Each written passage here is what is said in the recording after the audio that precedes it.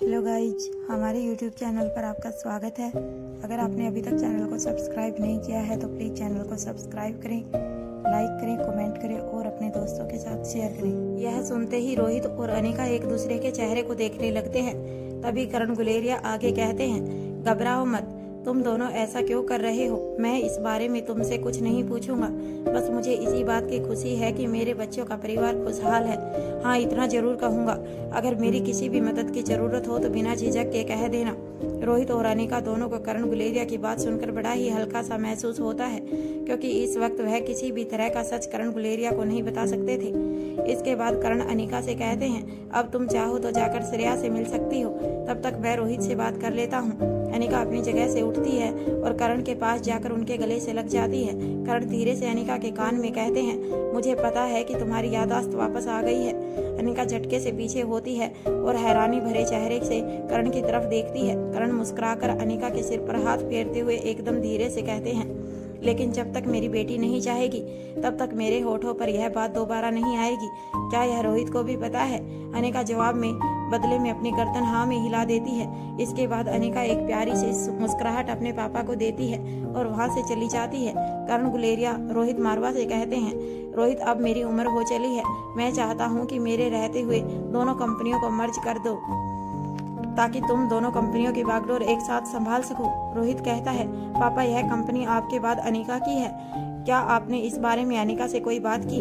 करण सवाल भरी निगाहों से रोहित की तरफ देखते हैं। रोहित अपनी बात को आगे बढ़ाता है, इस कंपनी से जुड़ा हुआ कोई भी फैसला आपकी या मेरी नहीं, बल्कि अनिका की रजामंदी से होना चाहिए।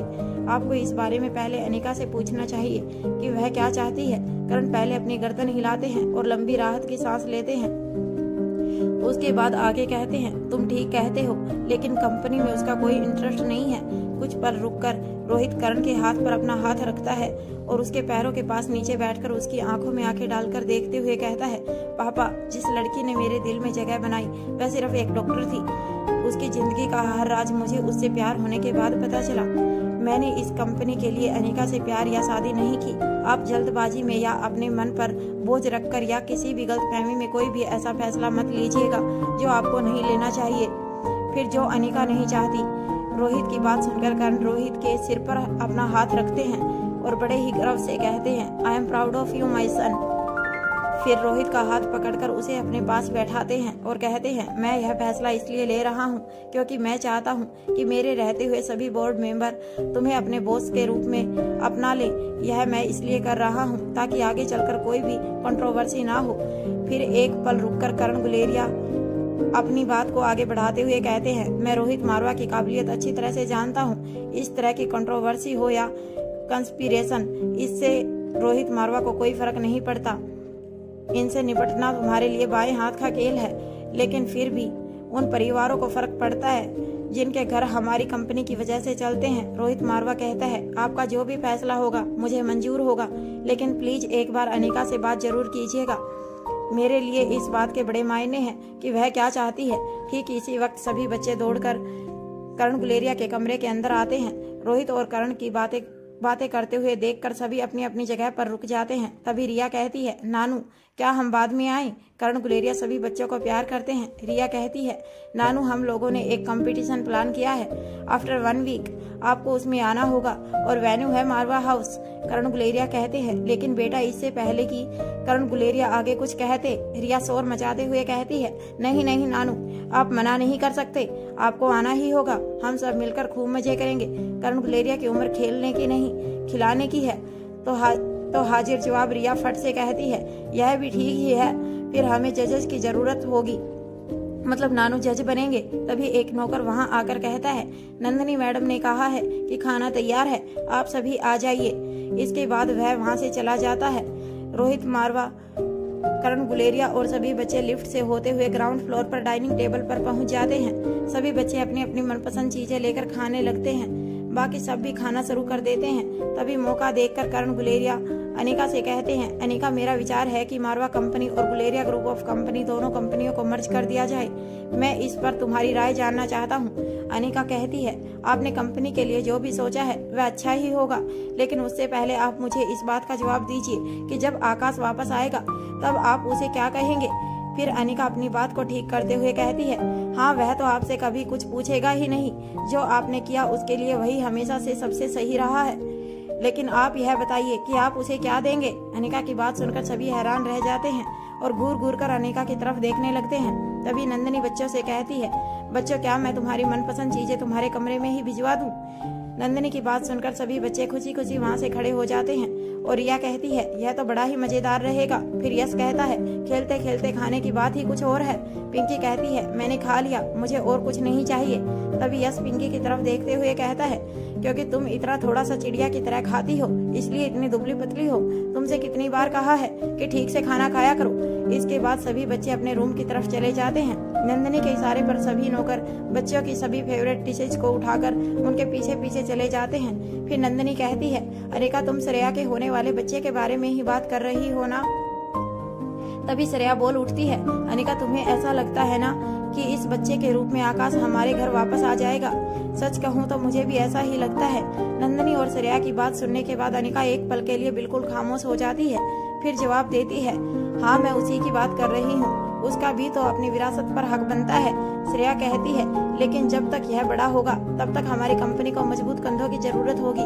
अगर चाचा जी ने यह फैसला लिया है तो निश्चित ही कंपनी की भलाई के लिए यही अंतिम विकल्प रहा होगा। फिर अपने पेट पर हाथ रखते हुए कहती है, और यह कंपनी तब संभालेगा जब संभालने के लिए कंपनी बचेगी। एक बात बताओ, अगर इसके बुआ और फूफा इस कंपनी को अपने अंडर में ले लेंगे तो क्या इसके भविष्य में इस कंपनी में काम करने का मौका इसे नहीं देंगे? तभी करण गुलेरिया, मैं सभी दाव पेच अच्छी तरह से समझता हूँ।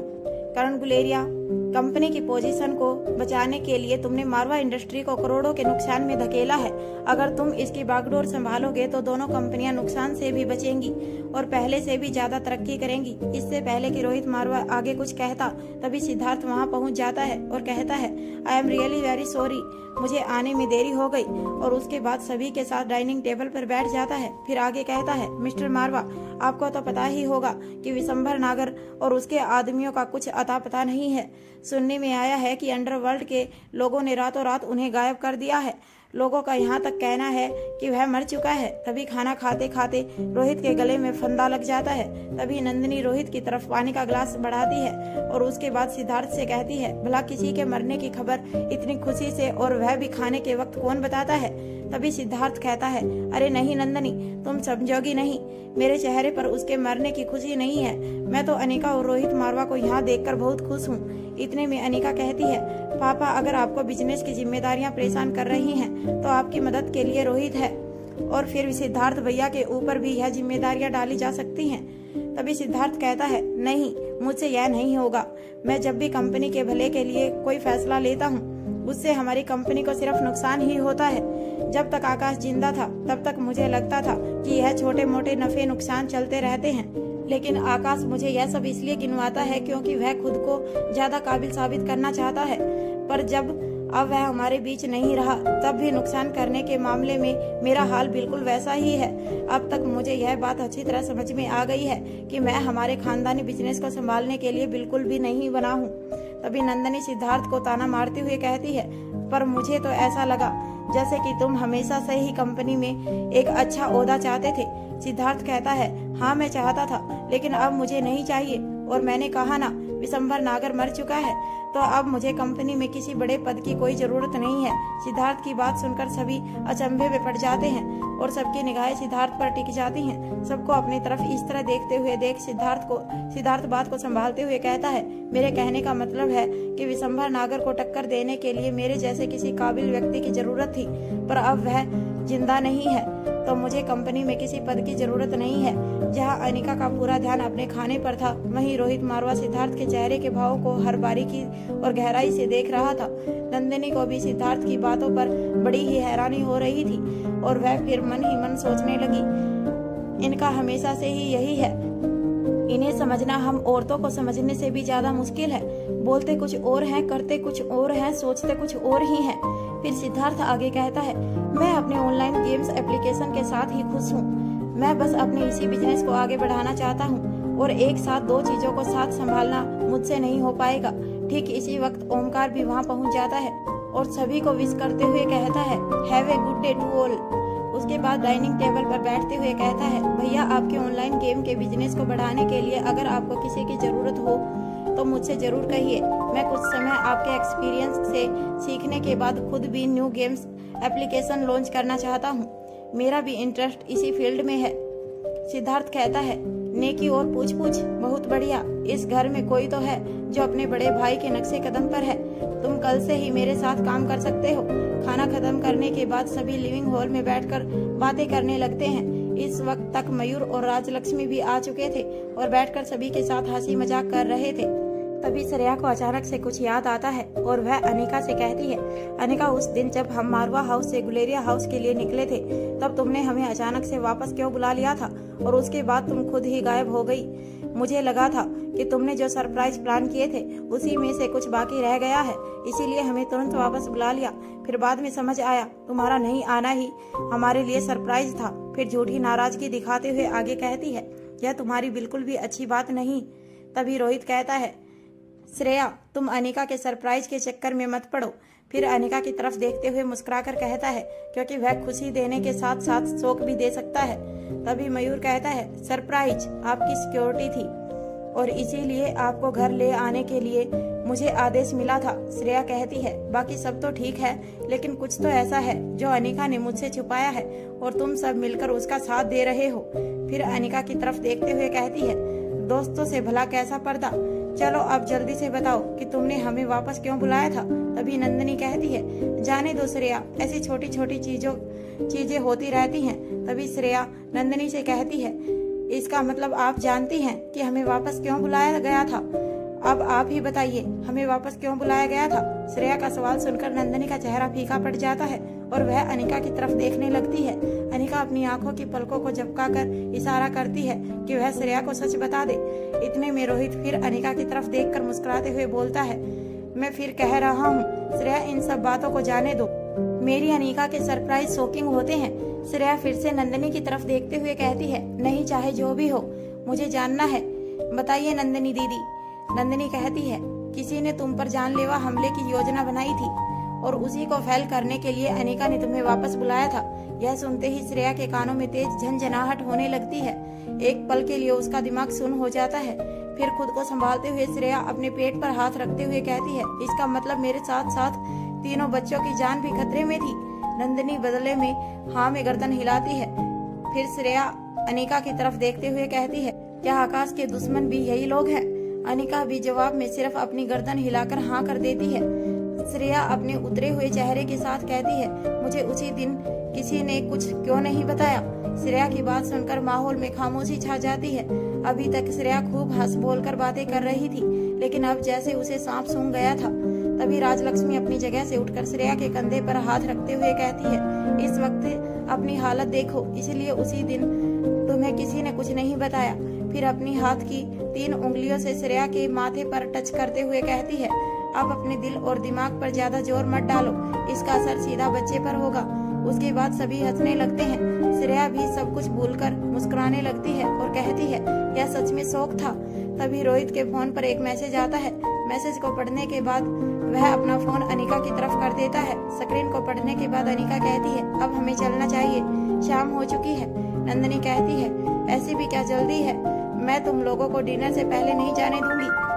तभी अनिका कहती है, भाभी हम जल्दी ही दोबारा मिलेंगे। वैसे भी बच्चे आपको अपने कंपटीशन के लिए इनवाइट कर चुके हैं, आना मत भूलिए।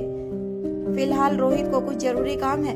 नंदिनी के इशारे पर नौकर गिफ्ट उठाकर मारवा हाउस की गाड़ियों में रखने लगते हैं। तभी रोहित मारवा करण गुलेरिया से कहता है, पापा आप चिंता मत कीजिए, अनिका और मैं इस बारे में जरूर कोई ना कोई हल निकालकर आपसे बात करेंगे। दमयंती के साम्राज्य में फोन पर लक्ष्य दमयंती देवी से कहती है, माँ साहिब अगर आप ठीक समझे तो हमें कुछ समय के लिए मारवा और गुलेरिया परिवार के लोगों से अपना ध्यान हटा लेना चाहिए, क्योंकि इस वक्त वह पूरी तरह से सावधान है। शायद यही वजह है कि हमारा हर बार खाली जाता है, साथ में नुकसान भी उठाना पड़ रहा है। अब हम अगला दाव तब खेलेंगे जब वह पूरी तरह से अस्वस्थ होकर बैठ जाएंगे। दमयंती कहती है, तुम सही कह रही हो, लेकिन तब तक ऐसा जाल बिछाओ कि इस बार वह छुपकर नहीं बल्कि खुलकर सामने आकर लड़ने के लिए मजबूर हो जाए। हमने विशंबर नागर को वहां इसलिए भेजा था ताकि वह अनिका जिस रोहित मारवा नाम के पेड़ की खोल में छिपी बैठी है उस रोहित मारवा की जड़ें खोद सके। लेकिन अब वह खुद ही धरती में कहाँ दफन है, हमें इसकी खबर तक नहीं है। इस वक्त दमयंती देवी की आवाज में रोज साफ सुनाई दे रहा था, लच्छा आप शांत हो जाइए। रोहित मारवा कोई सामान्य पेड़ नहीं बल्कि वट वृक्ष है। जितना धरती के ऊपर दिखाई देता है उसकी ऊंचाई से कई गुना ज्यादा गहरी उसकी फैली हुई जड़ें हैं जो आंख से दिखाई नहीं देती लेकिन उसे ताक पूरी देती है। पर आप चिंता मत कीजिए, उस अनिका के लिए इस बार ताना बाना मैं खुद बनूंगी ताकि वह खुद अपने खोल से निकलकर बाहर आए। दमयंती कहती है, मुझे तुम पर पूरा भरोसा है।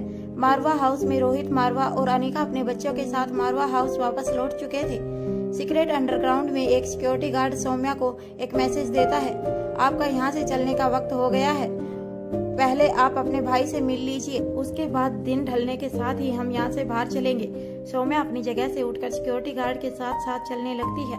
वह अपने रूम से बाहर निकलकर देखती है कि उसके रूम के बाहर एक बड़ा सा हॉल है जिसमें चारों तरफ एक बड़ी बड़ी स्क्रीन लगी हुई थी, जिसमें से कुछ पर न्यूज चैनल, कुछ पर डिस्कवरी और कुछ पर हिस्टोरिकल जैसे चैनल ऑटोमेटिक प्ले हो रहे थे। वास्तव में यह मात्र इल्यूशन भ्रम भर था। काफी दूर दिखाई देने वाली यह स्क्रीन कुछ ही कदमों पर मौजूद कैबिन की मजबूत ट्रांसपेरेंट दीवारें थी। सौम्या काफी कोशिश करने के बाद भी यह नहीं समझ पा रही थी कि दरअसल वह कहां पर मौजूद है और उसके आसपास क्या क्या बना हुआ है। इस अंडरग्राउंड का नाम यूं ही सीक्रेट नहीं था बल्कि इसे बनाने में प्रयोग की गई आधुनिक प्रणालियां गजब की थी। आज जैसी स्थितियों से निपटने के लिए ही सीक्रेट अंडरग्राउंड में यह सब व्यवस्थाएं की गई थी जिन्हें इस वक्त चालू कर दिया गया था। कुछ दूर तक लगातार सिक्योरिटी गार्ड के पीछे पीछे चलने के बाद वह एक कमरे के सामने पहुंच जाती है जो दिखने में बिल्कुल हॉस्पिटल में बने हुए किसी रूम की तरह दिखाई दे रहा था। अंदर जाने के बाद उसे सामने ही बिस्तर पर लेटा हुआ अपना भाई दिखाई देता है। जैसे ही विशु की निगाह सौम्या पर पड़ती है वह कुछ बोलने की कोशिश करता है और धीरे धीरे उसकी आवाजें शोर में बदल जाती हैं। सौम्या विशु के हाथ को अपने हाथ में लेकर कहती है, तुम चिंता मत करो, सब ठीक हो जाएगा, मैं जल्दी ही तुम्हें भी यहाँ से ले जाऊंगी, अभी मैं सिर्फ तुमसे मिलने आई हूँ। फिर मुस्कुराकर कहती है, दुनिया की सबसे बड़ी डॉक्टर खुद तुम्हारा इलाज करने वाली है।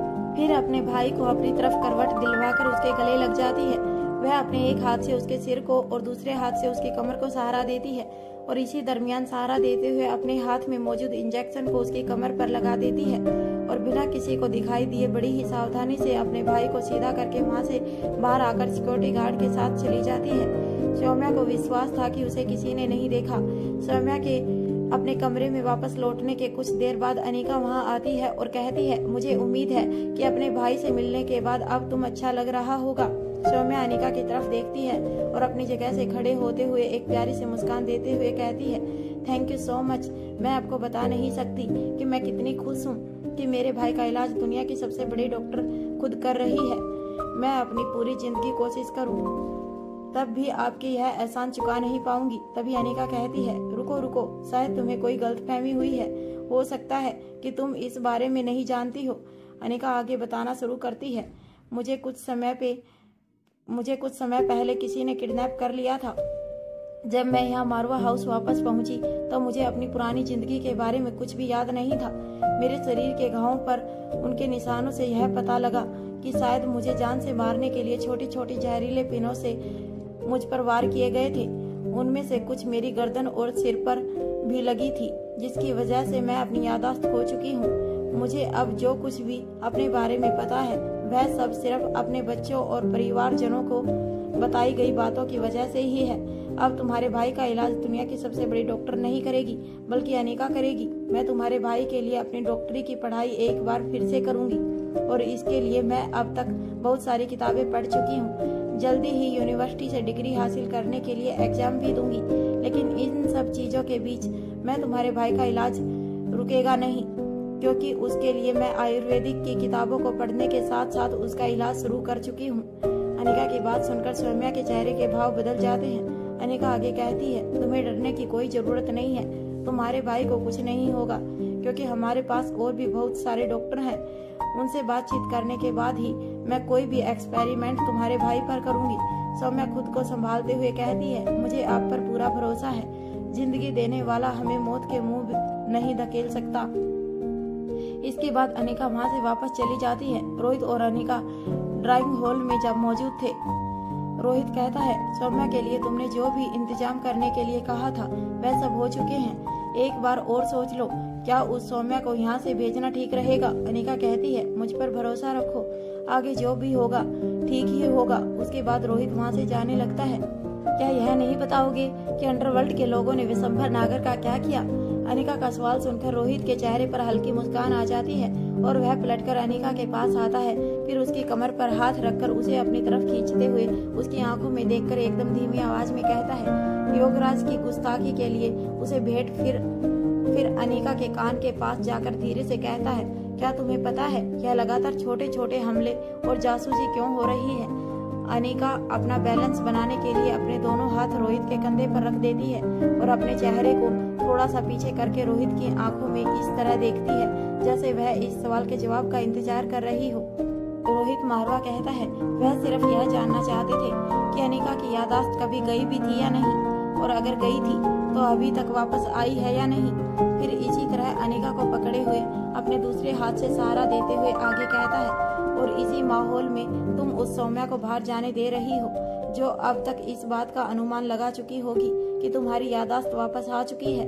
फिर अनिका के चेहरे के और करीब आकर आगे कहता है, तुम जो चाहो कर सकती हो, मैं तुम्हें मना नहीं करूंगा, लेकिन इस बार उनकी दी हुई खरोच भी अगर तुम तक पहुंची तो मैं बिना कुछ सोचे समझे उन्हें दुनिया के नक्शे से गायब कर दूंगा, चाहे उसका परिणाम कुछ भी हो। इस बार उनका सामना अनिका के रोहित से नहीं बल्कि द किंग मारवा से होगा। विशंभर नागर उनके लिए भेजा गया सिर्फ एक संदेश है, किंग इज बैक। यहाँ जैसे ही सिक्योरिटी गार्ड सौम्या को मारवा हाउस से इंटरनेशनल होटल हेवन के क्वार्टर्स में शिफ्ट करने के लिए निकलते हैं, वैसे ही प्रीति सौम्या के कमरे में जाती है। फिर कमरे की सभी अलमारियों को खोल कर अच्छी तरह देखती है। जब उसे वहाँ पर कुछ नहीं मिलता तब वह वॉशरूम की तरफ जाती है। वॉशरूम में हर छोटी छोटी चीज, चाहे वह फ्लैश टैंक था या टैप, शीशे के पीछे की खाली जगह थी या गीजर के ऊपर बची हुई जगह, सभी को बारीकी से जांचती है। वॉशरूम की सभी चीजों को तलाशने के बाद वह वॉशरूम का डस्टबिन पलटकर देखती है, उसमें से भी उसे कुछ नहीं मिलता। वह वापस उसके रूम में जाती है, उसकी बेड शीट, गद्दे सबको हटाकर अच्छी तरह देखती है, लेकिन हर संभव कोशिश करने के बाद भी उसे ऐसी कोई चीज नहीं दिखाई देती जिसे क्लू का नाम दिया जा सके। फिर वह अपने सिर पर हाथ रखकर कुछ सोचने लगती है। उसके बाद प्रीति तेजी से विशु के कमरे में जाती है। वह विशु की आंख, नब्ज, धड़कने, सांसें, सभी क्रियाओं को ठीक तरह से जांचती है। अच्छी तरह जांच लेने के बाद भी उसके शरीर में ऐसी कोई भी असामान्य प्रक्रिया नजर नहीं आती जिससे यह पता लगाया जा सके कि विशु के शरीर के अंदर कोई इंजेक्ट किया गया था। प्रीति विशु के शरीर में उसका ब्लड सैंपल लेती है और एक गार्ड को देते हुए कहती है, इसे लैब ले जाओ, जो भी टेस्ट करने हैं वह सभी मैं करती हूँ। उसके सैंपल को लैब में भेजने के बाद कुछ टेस्ट अपने लेवल पर ही शुरू कर देती है, लेकिन कई घंटे तक वह ही एक जांच से दूसरी जांच करने में लगी रहती है। उसे पता ही नहीं चलता कि कब मैं सुबह हो गई। पूरी रात बीतने के बाद भी ऐसी कोई चीज उसके हाथ नहीं लगती जिसे विशु के शरीर के लिए किसी तरह का खतरे या फायदे का नाम दिया जा सके। अब वह एक बार फिर से दोबारा से विशु को जांचने के लिए जाती है। उसके शरीर में अभी भी सब कुछ पहले की तरह ही सामान्य था, लेकिन अब यह बात पूरी तरह से स्पष्ट हो गई थी कि उसकी जान को कोई खतरा नहीं था। फिर भी यह बड़ा सवाल था कि सौम्या ने बिना किसी को कुछ बताए विशु को किस चीज का इंजेक्शन दिया था, और इससे भी बड़ा सवाल यह था कि उसने यह इंजेक्शन हासिल कैसे किया। इसके बाद प्रीति मारवा हाउस के सीसीटीवी कंट्रोल रूम जाती है। सौम्या के मारवा हाउस में आने के बाद से लेकर कल रात तक सभी वीडियो रिकॉर्डिंग्स को बारीकी से देखती है, लेकिन तब भी उसके हाथ कुछ नहीं लगता। इसके बाद प्रीति अपने थके हुए चेहरे के साथ अनिका के पास लिविंग हॉल में पहुंच जाती है। अनिका कहती है, क्या हुआ, तुम इतनी थकी हुई और उदास क्यों लग रही हो? प्रीति अनिका के पास बैठ जाती है और हताश होकर कहती है, उस सौम्या ने अपने भाई की बॉडी में कुछ तो इंजेक्ट किया है, लेकिन क्या? मैं बहुत कोशिश करने के बाद भी कुछ समझ नहीं पा रही हूँ। अनिका प्रीति की बेचैनी देखकर कहती है, पहले शांत हो जाओ और उसके बाद अपनी आंखें बंद करके इससे संबंधित हर घटना को अपने दिमाग के अंदर दोहराओ। कहीं ना कहीं कुछ ना कुछ ऐसा जरूर होगा जिससे तुम्हें कोई ना कोई जानकारी हासिल हो सके। अनिका के कहे अनुसार प्रीति ऐसी ही करती है। और फिर थोड़ी देर बाद अपनी आंखें खोलकर कहती है, अनिका एक चीज है। अनिका प्रीति की तरफ देखती है। प्रीति आगे कहती है, शिवम्या से मिलने के बाद विशु काफी शांत लग रहा था। मुझे लगा शायद अपनी बहन से मिलने की वजह से ऐसा है, लेकिन हो सकता है कि यह उस इंजेक्शन का असर हो। प्रीति की बात सुनकर अनिका बदले में सिर्फ एक स्माइल देती है और प्रीति के गाल पर हाथ रखकर वहां से चली जाती है। अनिका के जाने के बाद प्रीति मन ही मन सोचती है, मुझे पता लगाना होगा यह शांति मन की थी या शरीर की। अगली सुबह रिया, आर्यन और अलेक्जेंडर तीनों सनी से मिलने के लिए उसके रूम में चले जाते हैं। सनी अपने बिस्तर पर लेटा हुआ था। अंदरूनी तौर पर सनी अभी भी बहुत कमजोरी महसूस कर रहा था। उसके लिए अपने सहारे से उठकर बैठना एक मुश्किल काम था। थोड़ी देर बोलने के बाद उसे बहुत थकावट महसूस होने लगती थी और उसका सिर भारी हो जाता था। खाने पीने में अधिक से अधिक लिक्विड ले रहा था, जो कि उसे बेस्वाद लगता था। समय समय पर नौकर आकर उससे पूछकर उसे बिठाने और लेटाने का काम कर जाते थे। बच्चों के आने के बाद सनी कमरे में मौजूद ना का इशारा करता है। वह एक नौकर की मदद से सनी को बैठा देती है। रिया कहती है, देखो चाचू, हमने सिर्फ आपकी वजह से अपने कंपटीशन को पूरी 8 दिन पोस्टपोन किया है। आपको तब तक ठीक होना ही होगा।